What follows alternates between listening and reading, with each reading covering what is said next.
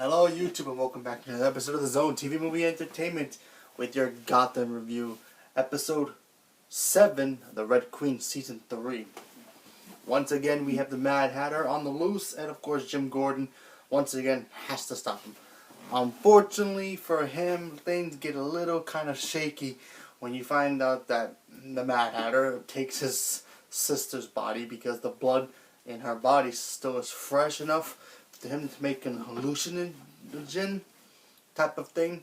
He mixes it with another chemical that he gets from a dealer, and it's called the Red Queen. So basically he traps Gordon and he basically sprays him with this mist, if you want to call it that, and things start to get very trippy for him, where Jim Gordon wakes up in an elevator, and obviously he's going through basically 3 different stages of his mental problems that he has. He's got 3 different stages where he's got regrets for doing certain things that he didn't get to finish.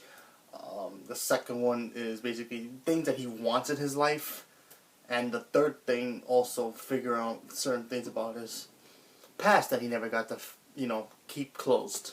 So as I go through all of them, hear me out. So basically he wakes up in this so-called old school elevator, back in those olden days where you have like a bellboy opening the elevator for you, and his Barber King.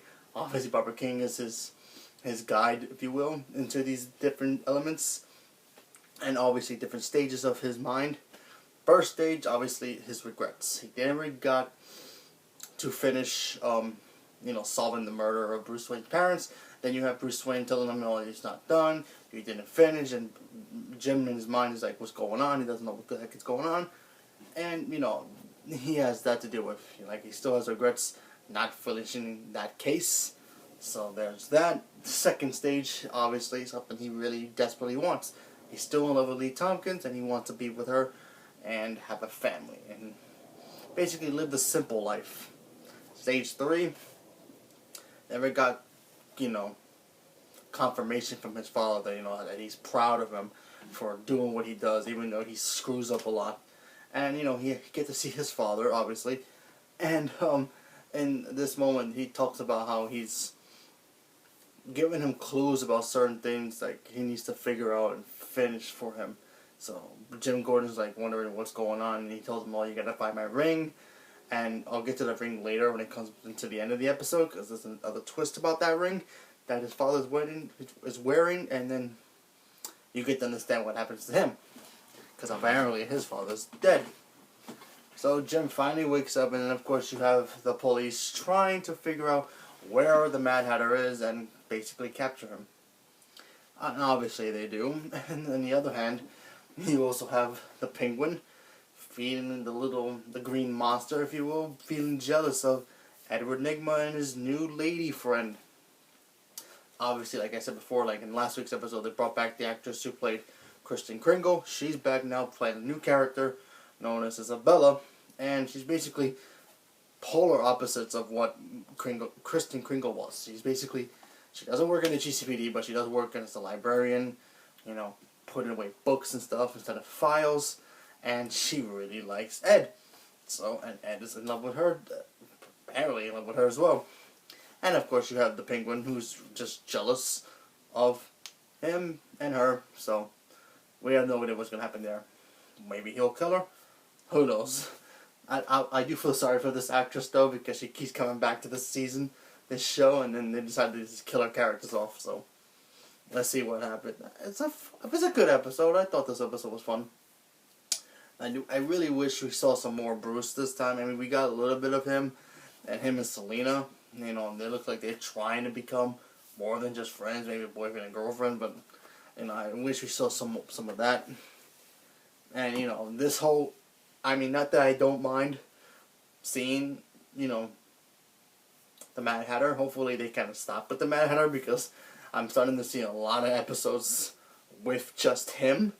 So I kind of want to see some other villains in here. I kind of want to see maybe the Court of Owls come back. So who knows? Speaking of the Court of Owls, we did get to see the High Mistress of basically the Court of Owls. She's talking to the Penguin, talking about how she's got her eye on him, and something's going to go down. We have no idea what's going to happen, but My guess is they're gonna eventually, keep an eye on him, make sure he does what he has to do as mayor, and also keep his criminal organization in the wraps, because maybe they want to take over Gotham. Who knows? But then, of course, you just find out in the end of the episode that one of the members is actually wearing the same ring that Jim Gordon's father had. Now, this does say that either A, he can be part of the team, part of that organization, and he decided to leave, and they just kill him, or he found out about the organization and what they were doing and what they were planning for Gotham, and decided to whack him off anyway. So a lot of different clues there of what's going to happen with the Court of Owls, but hopefully we get to see more of them as the show moves on. No Ivy this week either, so that was kind of weird. And we have Valerie Vale breaking up with Jim Gordon. What else is new? But they'll probably get back together anyway. And, yeah, like I said, it was a fun episode. Wasn't too good, wasn't too great. It was just fun. I liked it. I like seeing Barbara. She was funny in the episode, playing his guide in, the whole hallucination thing. So that was kind of funny how, she was all those people to him. But, like I said, I enjoyed it. So I'm going to give this episode 6.5% out of 10. I liked it. It was fun. Slow episode, but it was still cool. And a lot of different clues, too, about what's going to happen next. So, like I said, leave a comment below. Let me know what you guys thought about the episode, if you saw it. And stay tuned for more. Thank you, and have a good day.